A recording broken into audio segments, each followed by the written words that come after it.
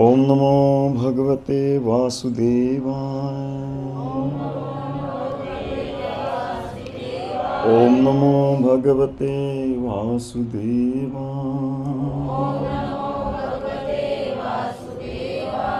ओम नमो भगवते वासुदेवाय।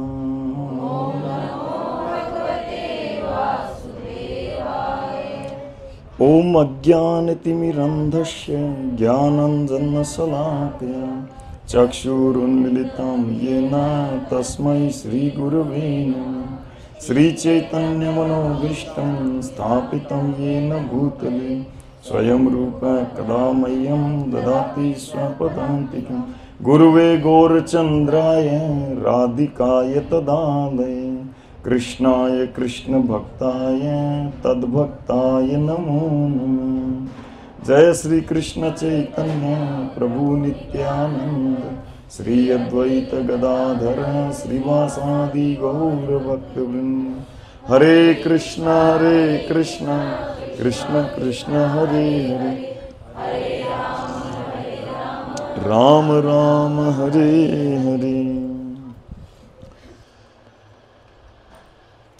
हरे कृष्णा। तो इस्कॉन के द्वारा ये कार्तिक दीपदान प्रोग्राम में आए पधारे हुए सभी भक्तों का, सभी श्रद्धालुओं का स्वागत है और धन्यवाद देते हैं। आप लोग अपना कीमती समय निकाल कर पधारे हैं, लेकिन उद्देश्य जो है पर्पज़ हायर है, तो इसीलिए ये खर्चा किया हुआ, जो समय का खर्च किया है, और समय के साथ आने जाने में कुछ धन का भी खर्च होता है ना, तो उसका है ना भगवान श्री श्री राधा दामोदर से प्रार्थना करेंगे कि उसका आपको अधिक से अधिक कृपा लाभ मिले उनकी। तो जिस उद्देश्य से हम बैठे हैं, तो बहुत साल पहले मैं एक बार,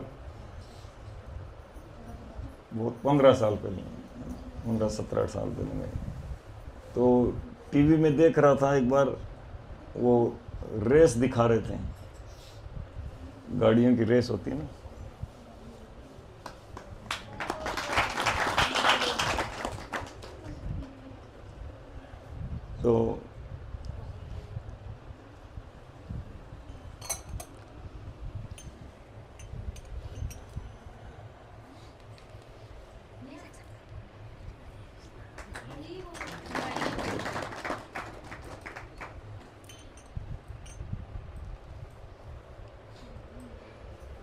तो वो जो ज़मीन की चिपकी हुई कार चलती है ना, उसकी रेस दिखा रहे थे। तो उसमें वो गाड़ी का जो ईंधन है वो ऐसा है, मतलब वाइट पेट्रोल है, और 2 दिन के समय में वो रेस होती है। तो जब दुर्घटना हो जाती है और पेट्रोल लग के वो व्यक्ति जल रहा होता है, तो उसकी पेट्रोल की जो, मतलब वाइट पेट्रोल की आग जो है वो दर्शकों को दिखती नहीं है ना। दर्शक सोचते हैं कि ये कार वाला एक्सीडेंट हो गया, फेल हो गया, इसलिए शायद है ना क्रोध नृत्य, तांडव नृत्य कर रहे हैं यहाँ ये आगे जीत जाएगा ये सोचकर खुशी का नृत्य कर रहे है ना। लेकिन वो वास्तव में आग में जल रहा होता है, लेकिन वाइट पेट्रोल की आग दिखती नहीं है। उसी तरह से ये संसार जो है, इसको दावानल कहा गया है। दावानल मतलब जंगल की आग। और जंगल में जब आग लगती है तो ये नहीं कि हाथी जलेगा और शेर बच जाएगा, और शेर जलेगा जिराफ रह जाएगा, जो है सब लपेटे में आएंगे, कोई बाकी नहीं रहेगा, है ना। और पूरे जंगल में आग लग रही है तो जंगल का कोई भी पशु बाकी नहीं रहेगा। तो उसी तरह पूरा, हरे कृष्णा, थोड़ा शांति बनाए रखिए। तो उसी तरह पूरा का पूरा संसार ही दावानल बताया गया है ना शास्त्रों में। तो दावानल मतलब जंगल की आग है, जिसमें प्रत्येक व्यक्ति दिन रात जल रहा है ना। और इस कष्ट का कारण जब गहराई में जाते हैं तो पता चलता है कि व्यक्ति का जो मन की कामनाएं हैं, जो इच्छाएं हैं, वही कष्ट का कारण है। वो पूरी नहीं होती तो कष्ट होता है ना। चाहते हैं ऐसा हो लेकिन ऐसा होता नहीं तो कष्ट का कारण है। तो कुल मिलाकर पूरा संसार जल रहा होता है। और श्रीमद् भागवतम में बताया गया है ना कि यश्याम वे श्रूयमाणायाम कृष्णे परम पुरुषे भक्तिरुपपद्यते पुंसां शोक मोह भयापहा। तो ये जो श्रीमद् भागवतम जो भगवान श्री कृष्ण की शुद्ध भक्ति से भरा हुआ पूरा, सारे सिद्धांत सारी लीलाएं भगवान की शुद्ध भक्ति और शुद्ध भक्तों के साथ भगवान के जो आदान प्रदान उनसे पूरा भरा है। और ये श्रीमद् भागवतम ही भक्तों का केंद्र बिंदु है आनंद का। इसी में सब भक्त गोता लगाकर आनंद लेते हैं। तो ये श्रीमद् भागवतम में बताया गया है कि इससे पहले वाले श्लोक में बताते हैं है ना कि पूरा संसार में जितने भी दुख कष्ट हैं उन सब का कारण है बार बार जन्म मृत्यु का चक्र होना। इस संसार में बार बार जन्म मृत्यु का चक्र होना। एक शरीर खत्म होता है, दूसरा तैयार रहता है, पहले से फिक्स हो जाता है कहाँ जाएगा, किस माता के गर्भ में जाएगा। जातस्य ही ध्रुवो मृत्यु, ध्रुवम जन्म मृत्युश्च। जन्म लेने वाले का मृत्यु निश्चित है और मरने वाले का दोबारा जन्म निश्चित है। तो ऐसा नहीं कि ये शरीर खत्म हो जाएगा सब खत्म। कई बार बुजुर्ग अवस्था में कष्ट पा रहे हो तो कहते हैं भगवान उठा ले, और उठा ले तो अंत नहीं होगा, दूसरा शुरू हो जाएगा। किसी माता के गर्भ में जाना है तुरंत, और वहाँ पे क्या माता पतासी खाएगी, अंदर जलन लगेगी बच्चे को, है ना। तो कष्ट तैयार है, इधर भी है तो उधर भी है ना। तो ऐसे में इसका कारण क्या है, जन्म मृत्यु, यानी दोबारा जन्म लेना पड़ा, यही कारण है। और जब उसकी और गहराई में जाए कि जन्म मृत्यु का चक्र किस आधार पर लेना पड़ता है, तो हृदय में जो प्रवृत्तियां हैं जिनको अनर्थ कहते हैं, है ना। व्यक्ति एक विपरीत कार्य करता है, उल्टा कार्य करता है ना, और उसका सजा भुगतने के बाद भी उसकी प्रवृत्ति अंदर रह जाती है। दोबारा अवसर मिलते ही फिर वो उल्टा काम करेगा, है ना। जैसे कोई शराब पिया तो इस संसार में उसका लीवर खराब होगा, फिर मृत्यु के बाद उसको यमराज जी पीटेंगे ले जाके, आइए पान जलता हुआ लोहा पिलाएंगे। और उसके बाद जब फिर से वापिस मनुष्य शरीर में आएगा, और जैसे ही कोई शराबी का थोड़ा सा एसोसिएशन होगा, होते ही तुरंत फिर से शराब पीने लग जाएगा। तो ये फिर से शराब पीने लग जाएगा, क्यों? अंदर अनर्थ बैठ गया। तो जैसे ही हम कोई कार्य करते हैं उसकी प्रवृत्ति अंदर बैठ जाती है। एक बार कुछ किया ना तो अगली बार क्या है, उस कार्य को लिए हमको सोचना नहीं पड़ता, तुरंत सहज ही हम उसमें लिप्त हो जाते हैं, है ना। क्यों? बहुत बार किया हुआ है। तो ऐसे ही क्या है कि हमारे जो जितने भी हम पाप के कार्य आदि करते हैं, पापों की सजा भुगतते हैं, लेकिन फिर जब मनुष्य शरीर में आते हैं फिर से पाप करके उनमें जाते हैं, फिर सजा भुगतते आते हैं, फिर यहाँ के फिर से वही पाप कार्य करते हैं। और इस प्रकार हमारे अनर्थ जो हैं बढ़ते जाते हैं, और ये अनर्थ जो हैं दोबारा बार बार जन्म तैयार करता है आगे आगे इस संसार में, है ना। और ये अनर्थ जो है मिट जाते हैं। अनर्थस उपशमम साक्षात भक्ति योग मधोक्षजे। इस अनर्थ के मिटने का कोई दूसरा उपाय नहीं है, कोई दूसरा उपाय नहीं है, केवल भक्ति योग के द्वारा ही मिटते हैं। तो इसका बास ट्रिबल है ना, ये सब बंद कर दीजिए, है ना। ट्रिबल थोड़ा सा खोल दीजिए, बेस्ट। केवल श्री कृष्ण के शरणागत होकर उनकी प्रेममयी सेवा करने से ही ये प्रवृत्तियां जाएगी। दूसरा संसार का कोई भी कार्य कर लो, कितनी तपस्या दान आदि कर लो, उसमें पूरा समूल नष्ट नहीं होगा, है ना, जड़ से नहीं उखड़ेगा। तो ये अनर्थस उपशमम मिट जाएंगे साक्षात भक्ति योगम अधोक्षजे, भगवान श्री कृष्ण की भक्ति करने से। लेकिन लोकस्य जानतो विद्वान, लोग इस बात को नहीं जानते हैं, इस रहस्य को लोग नहीं जानते हैं, वो पूरी दुनिया में सुबह से शाम, मंडे टू संडे, 1 तारीख से 31 तारीख, जनवरी से दिसंबर, और जन्म से मृत्यु तक, है ना। थोड़ा वॉल्यूम कम कर लो ना, पहला नंबर। हरे कृष्ण। तो पूरा का पूरा जीवन हम लोग समस्याओं का कैसे सुलटारा हो, कैसे शांति प्राप्त हो, कैसे परमानेंट सुखी बन जाए, उसके लिए पूरी भागदौड़ होती है। नहीं है तो बताओ, कोई इसके अलावा कोई भागदौड़ करता है? समस्याएं मिट जाए और परमानेंट हैप्पी हो जाए, है ना, इसी के लिए पूरी भागदौड़ होती है। लेकिन लोग जानते नहीं कि कैसे समस्याएं मिटेंगी, कैसे परमानेंट हैप्पी होंगे, है ना। तो इसीलिए, और उसको करने के लिए वो जो रहस्य है वो भक्ति योग में, वो श्री कृष्ण के शरणागति में, दूसरा संसार के किसी में नहीं है। तपस्या, योग, ध्यान, है ना, कुछ भी कर लो, ये कर्म कांड आदि, ये अनुष्ठान, वो अनुष्ठान, ये यज्ञ किया, ये व्रत किया, वो व्रत किया, कितना ही कर लो जीवन भर, उनमें थोड़े भौतिक पाप पुण्य होते रहेंगे, लेकिन जन्म मृत्यु का चक्र रूपी जो सर्कल है उसमें घूमते रहेंगे। लेकिन उपाय एक ही है ना, ये भक्ति योगम अधोक्षजे। लेकिन लोकस्य जान, तो लोग इस बात को नहीं जानते हैं कि अरे जो सारी समस्याओं की जड़ है वो तो यहाँ है, और उसको मिटाने का उपाय है वो श्री कृष्ण की भक्ति में है, और इस बात को लोग नहीं जानते।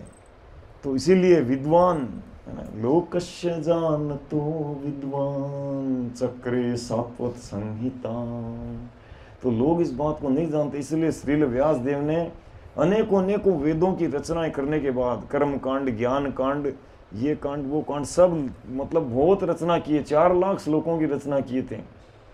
लेकिन अंत में श्रीमद् भागवतम दिया उन्होंने, बोले ये है सारी समस्याओं का जड़ और वास्तविक आनंद की प्राप्ति का उपाय इसमें, है ना। तो चक्रे सात्वत संहिता, चक्रे मतलब रचना किया, मतलब उन्होंने प्रकट किया सात्वत संहिता, ये श्रीमद् भागवतम, है ना। और इस भागवतम को जो सुनता है ना, जो भागवतम अध्ययन करने वाले भक्तों के एसोसिएशन में रहता है, तो उसका क्या परिणाम होता है? ये शाम वे श्रूयमाणायाम, जो सुनते हैं तो क्या होता है? कृष्णे परम पुरुषे, परम पुरुषोत्तम भगवान श्री कृष्ण, श्री कृष्ण पूर्ण पुरुषोत्तम भगवान है, न कोई उनके समान है, न कोई उनसे बढ़कर है, कोई भी नहीं उनके समान। वही विष्णु रूपों के द्वारा संसार में सृष्टि पालन संहार करते हैं, है ना। ब्रह्मा जी को निमित्त बनाकर सेकेंडरी क्रिएशन करते हैं, शिव जी को निमित्त बनाकर सेकेंडरी अनहिलेशन करते हैं, मतलब प्रलय करते हैं। लेकिन मूल जो करता है और जो आदि पुरुष हैं वो गोविंद श्री कृष्ण हैं, है ना। तो ये शाम वे श्रूयमाणायाम कृष्ण परम पुरुष है, भक्ति उपपद्यते पुंसाम, भक्ति का उदय हो जाएगा जैसे भगवान की कथा सुनने से। और उसका परिणाम क्या होगा? जिसके लिए हम पूरा जीवन भर भाग रहे हैं, शोक मिटे, भय मिटे, है ना, और मोह मिटे। शोक मोह भय अपहा हो जाएगा, शोक मोह भय हट जाएगा। हम बीती हुई बातों को लेकर शोक करते रहते हैं, जलते रहते हैं, उसने ले लिया, उसने दे दिया, ये नहीं किया, ऐसा होना चाहिए था, ऐसा होना चाहिए था, उसको ऐसा करना चाहिए था, ऐसा उसने किया, वैसा किया, ऐसा किया। आप सब लोग बहुत एक्सपीरियंस वाले हो इस बात में, है ना, हम सभी हैं। तो शोक के द्वारा जलते रहते हैं। शोक को अग्नि के समान तुलना किया गया है ना, और ऐसी अग्नि है जो जीवात्मा के आनंद को जला देता है। हम सभी का मूल स्वभाव आनंद लेने का है। भगवान श्री कृष्ण से आदान प्रदान करके, उनकी सेवा में, उनकी कथा सुन के, नाम जप करके, उनका गुणगान सुन के आनंद लेने का कार्य। लेकिन शोक कर करके उस आनंद को जला देते हैं। तो ऐसा शोकाग्नि कहा जाता है शोक को, है ना। और दूसरा मोह, मोह हमको वर्तमान समय में भ्रमित रखता है ना। क्या करें क्या न करें, क्या करणीय है क्या न करणीय है। जिंदगी चुनाव से भरी हुई है, हर कदम पे चुनाव करना पड़ता है, इधर जाऊं कि इधर जाऊं, अब ये करूं कि वो करूं। अब इधर ये वाला डिसीजन ले, ये वाला डिसीजन ले, तो इसमें हमेशा मोह में रहते हैं व्यक्ति, है ना। और मोह का सबसे बड़ा रूप है कि इस शरीर को स्वयं मानना, अपनी पहचान करना। ये शरीर गाड़ी के समान बताया गया है, लेकिन उसके साथ अपनी पहचान करना कि मैं ही ये शरीर हूं, ये सबसे बड़ा मोह है। तो ये मोह मिट जाएगा। हमारे आचार्य कहते हैं, श्रील रूप गोस्वामी बोले, अगर आप भगवान श्री कृष्ण के भक्ति करना चाहते हैं, मतलब वो कहते हैं कि अगर आपको संसार में ये मोह भरा जीवन है, इसी में बने रहना है, ये जो झूठी मोह माया, उसी में अगर बना रहना है ना, झूठी मोह माया। देखो, जैसे ही व्यक्ति का मतलब यमराज जी के 3 सिपाही आके खड़े हो जाते हैं सामने, बोले चलो समय समाप्त, तो सारे रिश्ते नाते घर बार सब खत्म। एक व्यक्ति बहुत जीवन भर परिश्रम करके अंत में एक बंगला बनाया सुंदर, और बंगला बनाने कुछ साल बाद खत्म हो गया। अब उसके कर्मों के अनुसार मोची के घर में जन्म मिला, लेकिन बंगले में बड़ी आसक्ति थी, तो बंगले के इस रोड के इस पार बंगला, उस पार मोची की थड़ी, रोज देखता रहता था, जूती कील ठोकता रहता था, है ना। एक दिन क्या हुआ कि कोई भूल से बोले प्यास लगी है, पानी पी लेता हूँ थोड़ा, उधर जाके वहाँ तो वो सिक्योरिटी गार्ड वो अंदर घुस गया, तो जो उसके बेटे थे पिछले जन्म में, उन्होंने उसको जूतों से पीटा, बोले मोची कहीं का घर में घुस गया बंगले में बिना पूछे, है ना। तो शरीर खत्म, सब खत्म, लेकिन हम सोचते हैं कि नहीं नहीं, इसका क्या होगा, उसका क्या होगा, पूरा जीवन उसी में बिता देते हैं। तो ये मोह जो है ये मिट जाता है। और भय, तीसरा क्या था, भय। भय मिट जाता है, भविष्य के लिए हम भयभीत रहते हैं, अरे क्या होगा, कल क्या होगा, अगली साल क्या होगा, अगले महीने क्या होगा, कहीं ये ना हो जाए, कहीं वो ना हो जाए, है ना। हम सब साथ में रहेंगे, कहीं कोई आउट ना हो जाए, कोई छीन ना जाए, है ना। लेकिन भय, कितना भी भयभीत हो, ये सबर करेंगे। तो ये कैसे होगा, यश्याम वे श्रेयमाणायाम कृष्ण परम पुरुष है, पूर्ण पुरुषोत्तम भगवान श्री कृष्ण का गुणगान सुनने से होगा। और केवल कार्तिक में नहीं, पूरे 12 महीने सुनने से होगा। यानी जीवन ही ऐसा हो कि शुरुआत ही दिन की भगवान की नाम और कथा से, दिन भर भी वही चलता रहे अपने कामकाज के साथ, और दिन का अंत भी उसी, है ना, भगवान की कथा में हो, जैसे अभी आज का दिन हो रहा है ऐसे। तो इस तरह से ही मतलब जीवन बीते, तब क्या होगा, शोक मोह भय पता ही नहीं चलेगा, क्या हुआ क्या नहीं, अरे आपका ये हो गया, वो गया, अरे डोंट केयर, क्या करते हैं, आनंद आ रहा है भगवान की कथा में, भगवान के नाम में। तो ऐसे भगवान श्री कृष्ण अपनी लीलाओं के द्वारा आनंद देते रहते हैं भक्तों को, है ना। भगवान गीता में कहते हैं कि मैं आता हूँ, है ना, युगे युगे युग युग में आता हूँ, परित्राणाय साधुनाम विनाशाय च दुष्कृताम। लेकिन ये उनका असली कारण नहीं आने का, ये तो सामान्य लोगों को बताते हैं। साधुओं को सुरक्षा देने के लिए उनको आना पड़ेगा। वो खंबे से प्रकट हो जाते हैं, ब्रह्मा जी के नाक से प्रकट हो जाते हैं, है ना, सब जगह अंतर्यामी रूप में, पूरा उन्हीं के कंट्रोल में। हम लोग एक हाथ भी यूं ऊपर किया तो उसमें भगवान अंदर से सैंक्शन करते हैं तब किया, नहीं तो नहीं। ये पलक झपकती है, वो सैंक्शन पास कर रखा है तो है, और जहाँ पे वो रोक लगा दे, बोले नहीं रुको यहीं, वहीं रुक जाएगी, तो पूरा का पूरा उनके कंट्रोल में है। तो वो कहीं पर भी सुरक्षा देना, असुरों को मारना उनके लिए ऐसा मतलब चुटकी बजाने जैसा है।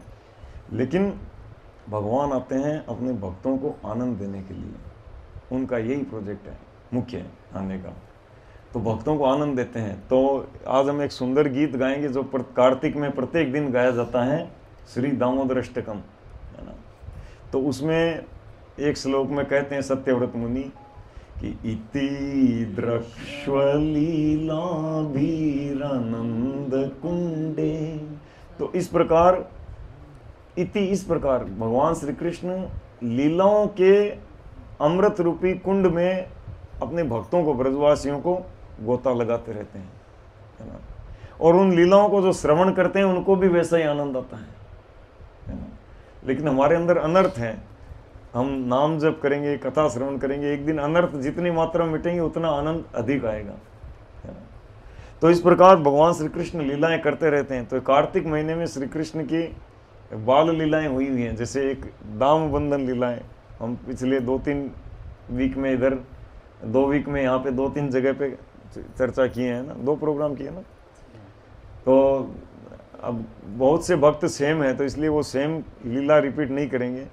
तो भगवान के ना हरि अनंत, हरि कथा अनंता, तो फिर अनंत है तो फिर कुछ वैरायटी चेंज हो जाए, है ना। तो श्री कृष्ण जब 7-8 साल के थे, है ना, आगे की घटना है थोड़ी, ये बाल लीला थी अभी 7-8 साल की, पौगंड लीला। तो उसमें क्या हुआ कि वो पहले 5 साल की उम्र तक तो बछड़े चराते थे, 5 साल के बाद गाय चराने लग गए।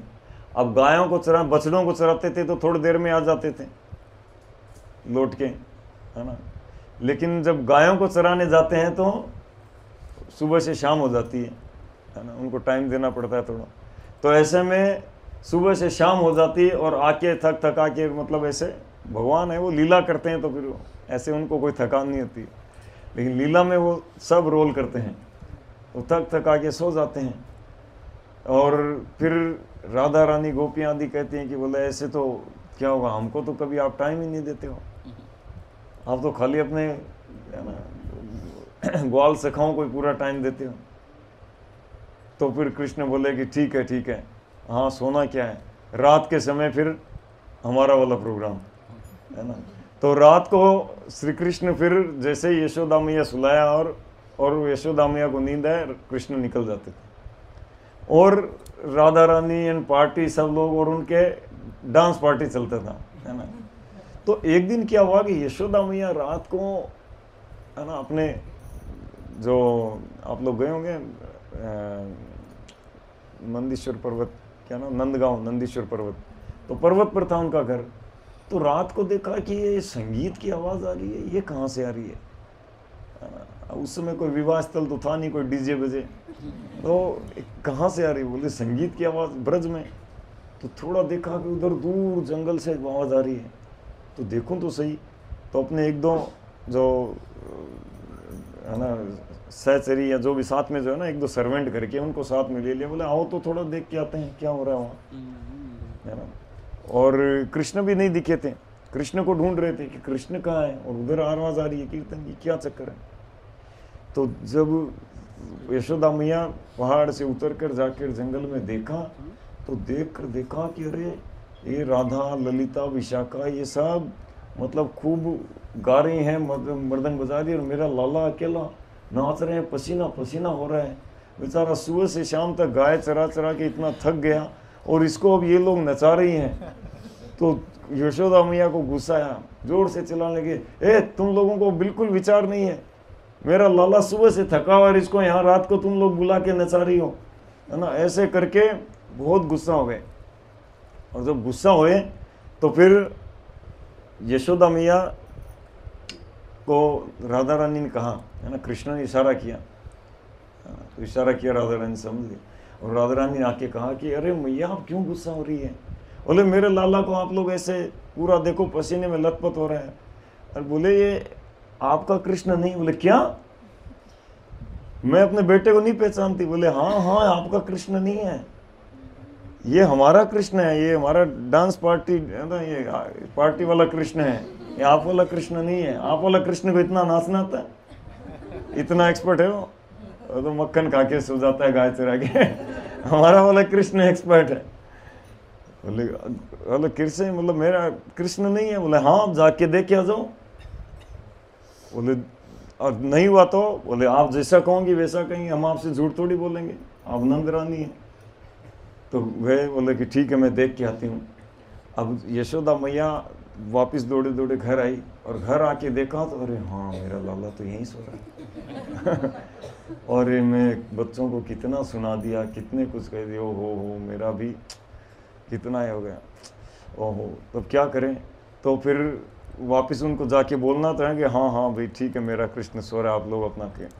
तो कुछ गिफ्ट वगैरह साथ में ले गई, है ना, कपड़े वगैरह वो, है ना, कई बोले सबको थोड़ा गिफ्ट देंगे, नाराज़ कर दिया था थोड़ा तो उपहार साथ में लेके गई, है ना, अपनी सेविकाओं के साथ, और जाके कहा अरे राधा मेरे को तो ध्यान नहीं रहा, हाँ तुम सही कह रहे हो, ये कृष्ण तुम्हारा कृष्ण है अलग है, हमारा ये कृष्ण तो मेरा लाला तो सो रहा है, और ये लो सबके लिए गिफ्ट दिया। और फिर यशोदा मैया ने कहा कि अरे इतना सुंदर ये नाश्ता है, लेकिन मेरा लाला भी कम नहीं है, मेरा लाला भी कम नहीं है, वो भी नटवर है ना।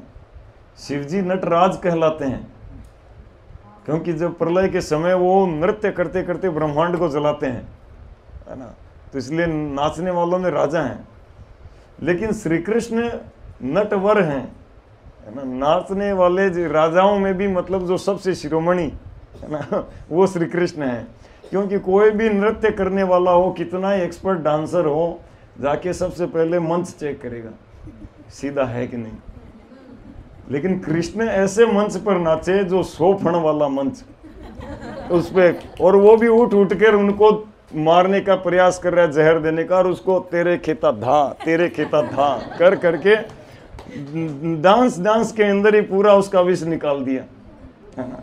तो इसलिए एक्सपर्ट है। तो बोले मेरा लाला भी कम नहीं है। तो कहा लिया कि कैसे फण पे नाचा मैं देखा हूँ, है ना। तो इसलिए बोला थोड़ा सा एक काम करो ना, मैं चाहती हूँ कि तुम्हारा कृष्ण और मेरा कृष्ण दोनों नृत्य करें मेरे घर में एक प्रोग्राम होता है, जैसे माता जी ने अपने घर में ये संकीर्तन प्रोग्राम है। यशोदा मैया बोले ठीक है, मेरे घर में भी थोड़ा है, आपका कीर्तन भी बड़ा मधुर चल रहा है यहाँ तो प्रोग्राम हो जाए। बोले ठीक है, एक्सपर्ट है ना, एक्सेप्ट है प्रपोजल। तो दूसरे तीसरे दिन प्रोग्राम रख लिया। बोले ठीक है, आ गए इधर। लेकिन अब राधा रानी ने कहा कि देखो हमारा कृष्ण जो है बहुत एक्सपर्ट है, और कहीं आपके कृष्ण से मिक्स हो जाए तो वो ना हो जाए, इसीलिए देखो हमारे कृष्ण को हमें गार्लैंड पहना दिया छोटा, है ना, और ये एक अलग ये तिलक कर दिया उनका, जिससे मिक्स ना हो जाए दोनों। नहीं तो कल को आप कहोगी कि अरे ये मेरा कृष्ण है और आप बोला हमको दे दोगी, है ना हमारा एक्सपर्ट कृष्ण को आप ले लोगी। तो ऐसे करके यशोदा मैया के, है ना, नंद महाराज के आंगन में बड़ा सुंदर डांस हुआ। दोनों कृष्ण ऐसे नृत्य कर रहे हैं, और इतना गजब का नृत्य कि कौन मतलब श्रेष्ठ कर रहा है, कौन कम कर रहा है, कोई मतलब 1% भी मतलब पता नहीं लगा पा रहा है कि कौन कम श्रेष्ठ है कौन ज़्यादा है। इक्वल दोनों, ऐसा एक्सपर्ट, है ना। श्री कृष्ण ऐसा डबल रोल किया, है ना।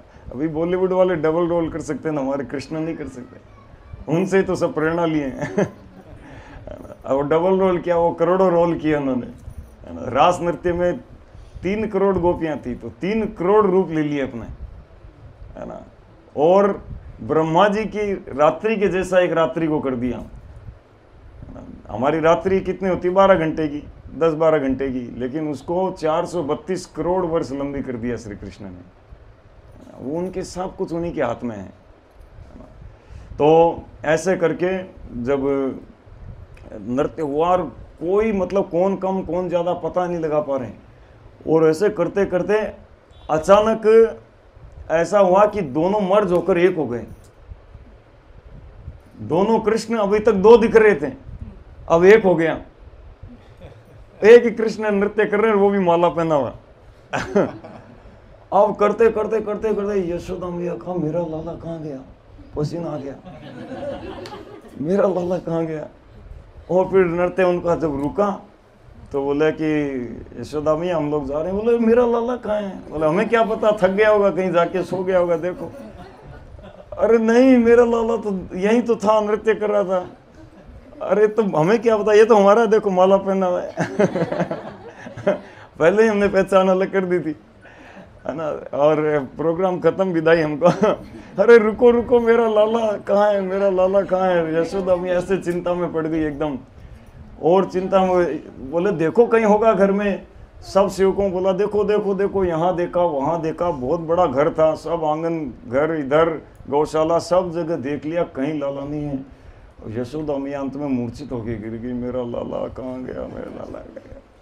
फिर यशोदा मैया को थोड़ा सा, है ना, जब होश आया थोड़ा, तो तब श्री कृष्ण है ना वापिस इशारा कर दिए, तो राधा रानी बोले कि देखो आपका लाला, आपके जहाँ लाला को सुलाते वहीं होगा, सो गया होगा, जाके एक बार ठीक से देखो, पहले आपने ठीक से नहीं देखा था, आपका ध्यान तो हमारे कृष्ण पे था।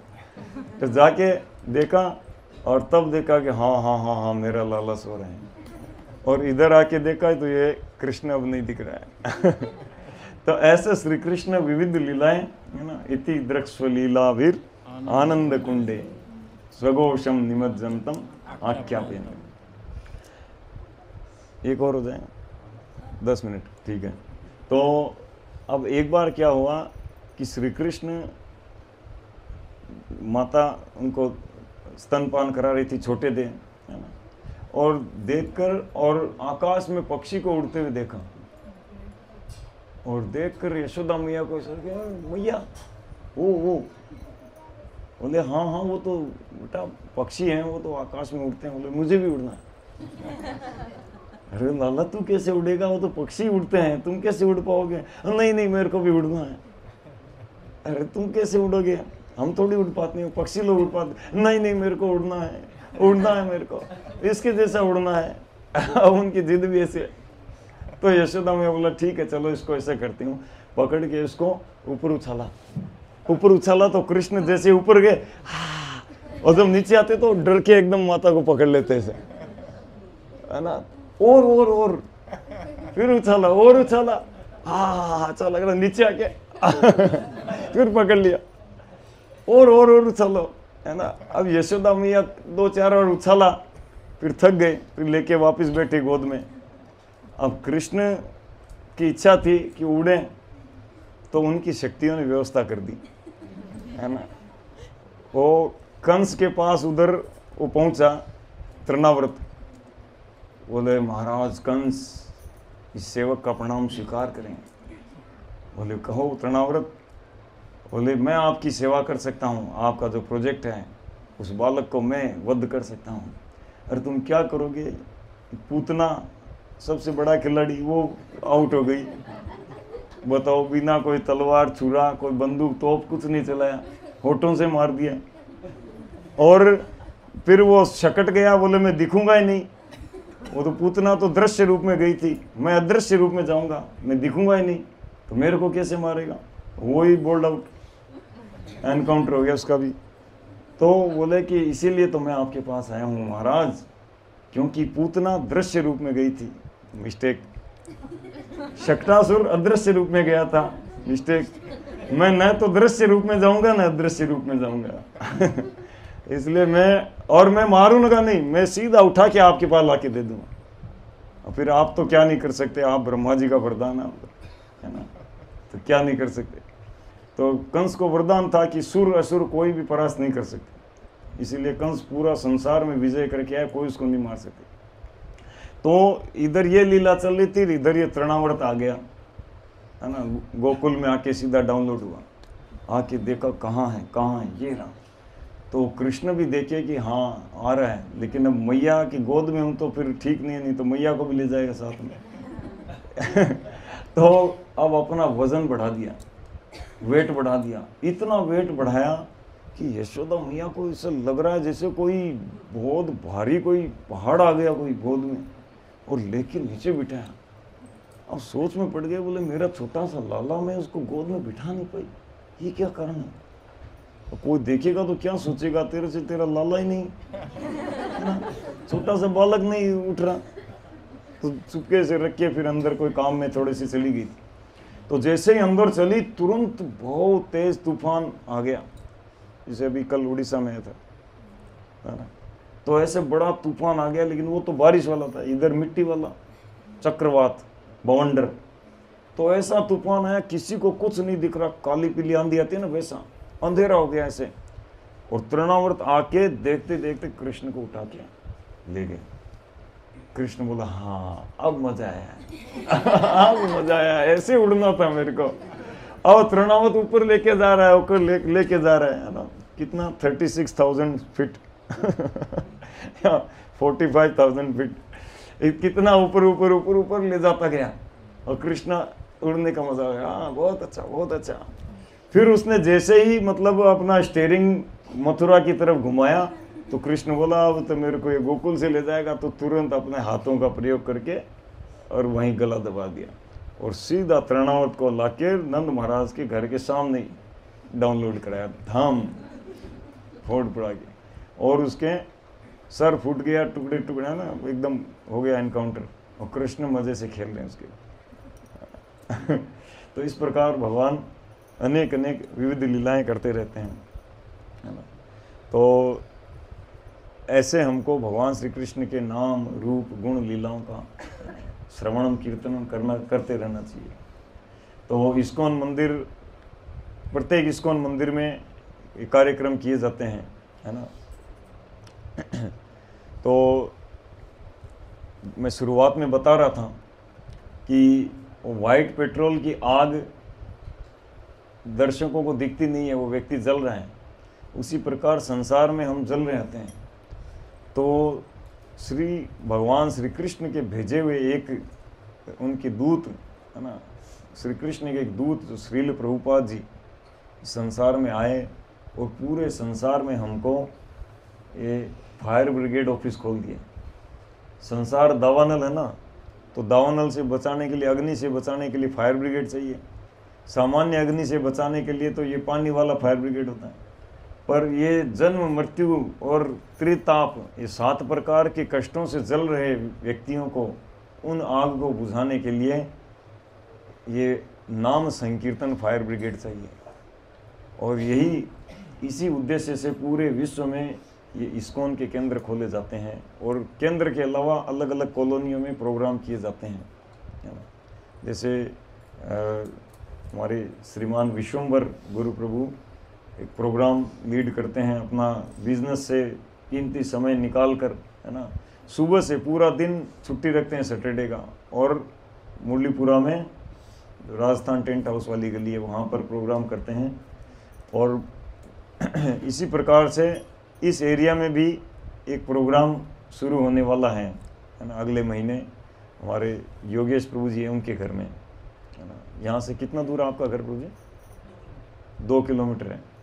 तो जो लोग इस आसपास एरिया से आए हैं वो अपना नाम लिखवा दें। अभी प्रभु जी नोट करेंगे, महेंद्र प्रभु जी, तो आप लोग महेंद्र प्रभु जी को, है ना, जो बैठे हैं यहाँ पर रिकॉर्डिंग कर रहे हैं, प्रभु जी को अपना नाम और मोबाइल नंबर और एरिया और उम्र ये नोट करा दें, 4 चीज़ें, है ना। वो डायरी लाए हैं, उसमें नोट कर लेंगे, ठीक है ना।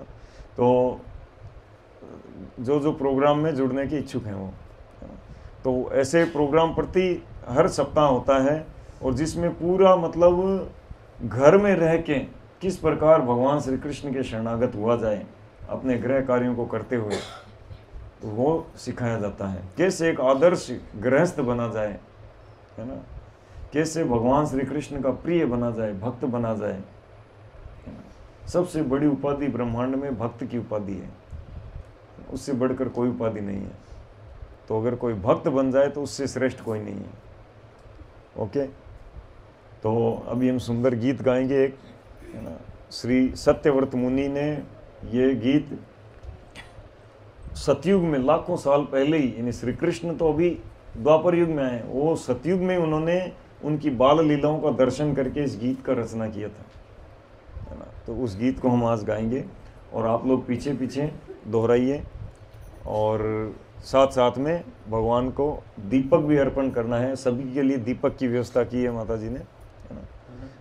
और है ना दीपक, ठीक है। और हम लाइट्स ऑफ करेंगे, पंखा बंद करेंगे, क्योंकि ब्रज में, है ना, भगवान का ब्रज में जिस रूप में सेवा की जाती है उस रूप में हम करेंगे, तो जैसे हमको ब्रज के भाव का स्मरण आए। किसी का कोई प्रश्न हो तो पूछ सकते हैं, एनी क्वेश्चन।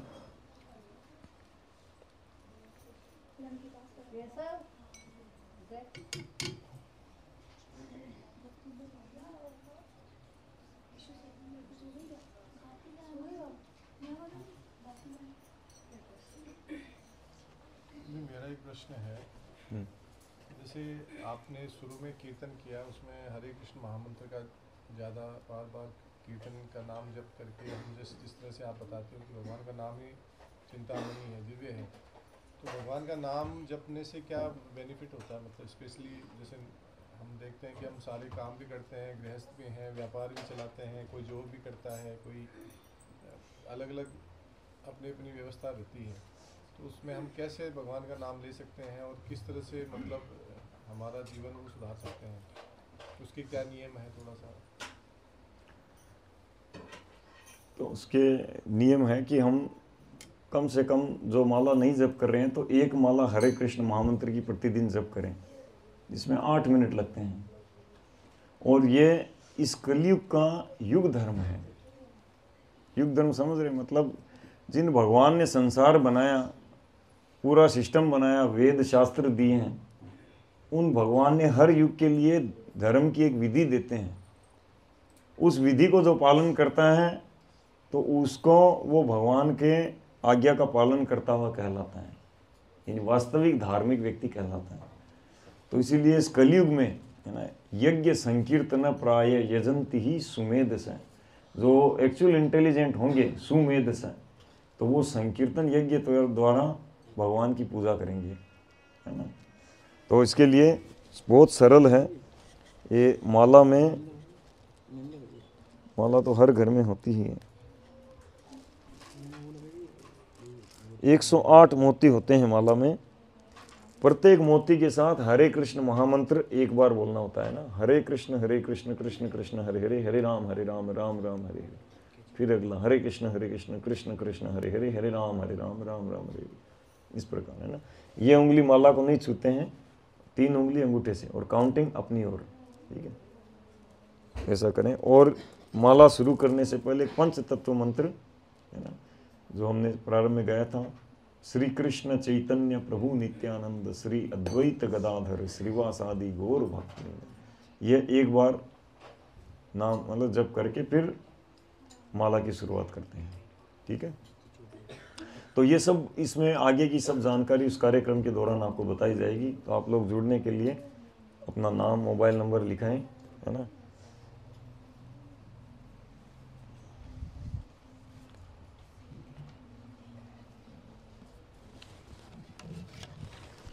फिर तो तुमको बताता हूँ, हो जाएगा, थोड़ा देर बजाओ। फिर जब प्रभु जी पूछ रहे हैं कोई फीस तो नहीं है ना, कोई चार्ज नहीं होता है ना, फ्री होते हैं, सेल्फ सफिशिएंट होते हैं, मतलब आपका प्रोग्राम आप ही लोग चलाते हैं, ठीक है।